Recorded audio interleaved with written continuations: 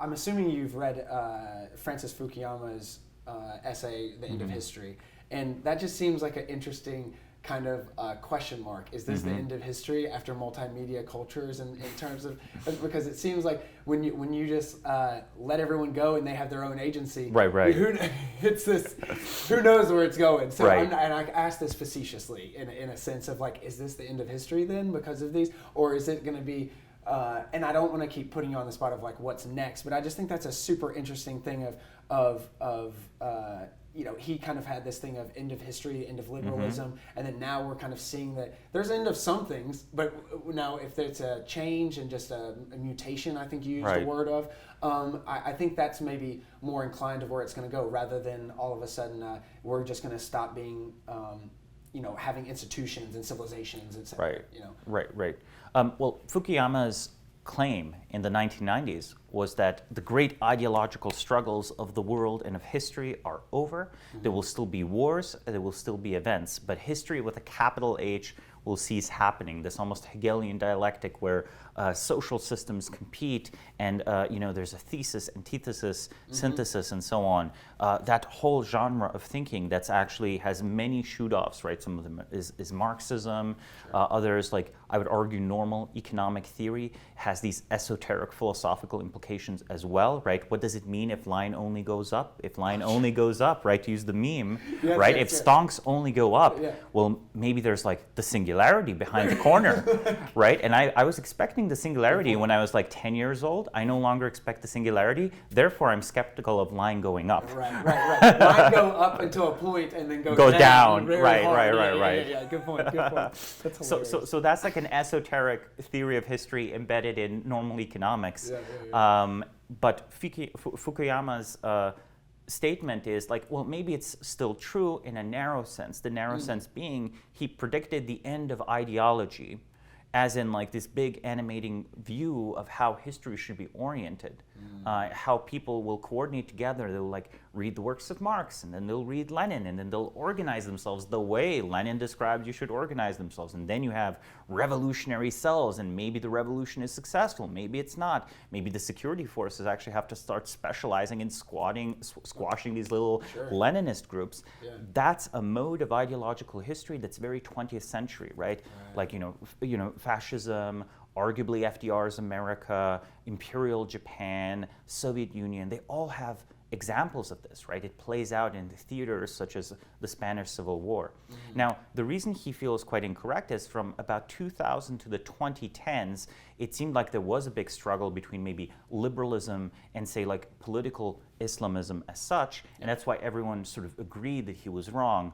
But since the defeat of ISIS, I feel like Islamism has imploded as seeming a viable vision of the future. Now, when I say viable, I don't necessarily mean that it was desirable. I'm just saying it seemed like a viable political move. Well, what is next? I don't think we actually have a next one.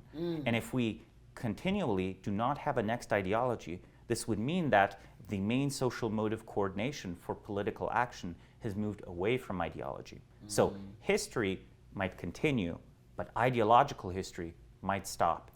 For a variety of reasons, I don't think that's actually our situation unless we go much higher in internet censorship. One of my critiques right now of American society is that we had a fairly anarchist conception of the internet, where everyone was going to be free, everyone was going to be able to say what they want, they would be able to be anonymous, they'll be able to send money through the internet, they're going to order drugs from the darknet, off the internet, all of that.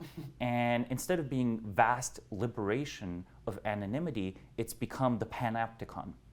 So if it's the panopticon, what is our solution? How do we make this compatible with democracy? I think we currently don't have a good answer. I think year after year, we're just negotiating how fast does our internet converge with Chinese internet, right? Where the Chinese internet, they just start off, they're like, well, of course we have to maintain it to be pro-social. And of course, the Communist Party of China determines what's pro-social. In America, I think people are deciding who exactly sits on the trust and safety committees. But if the trust and safety committees can ban you off the internet, then I'm sorry, structurally, it's the same as China. Different keywords might be banned, but structurally, information theory-wise, it's the same as China. I don't think we're there yet. But unless a different future is found for the internet, that might actually stop ideological development. Because I believe with the mimetic ferment and with verbal, or rather text-heavy platforms such as Twitter, we have the preconditions for a new golden age of political, social, economic thought. Gotcha. But if everyone's put on mute, no one talks, these ideologies can't develop and can't form. And look, again, let me be devil's advocate. I know I love to be the devil's advocate to the devil's advocate to the devil's advocate. Yes. But one more click, well, maybe I can understand why the Chinese Communist Party or why, say, Western social media companies might want to mute things, because the birth of new ideologies has never been peaceful. But then, we can't live in a fake peace forever. Line goes up until line goes down. When line goes down, you need new solutions. And I think the COVID-19 pandemic has shown that neither we nor China, though arguably China did a bit better, have a good idea of how to adapt to really new physical circumstances. Sure. We're living in a simulation of 2019. We don't yet know what 2021 is like. We don't yet know what 2025 is like. Sure. Is it perpetual lockdowns? Is it all going to be delivered by drones?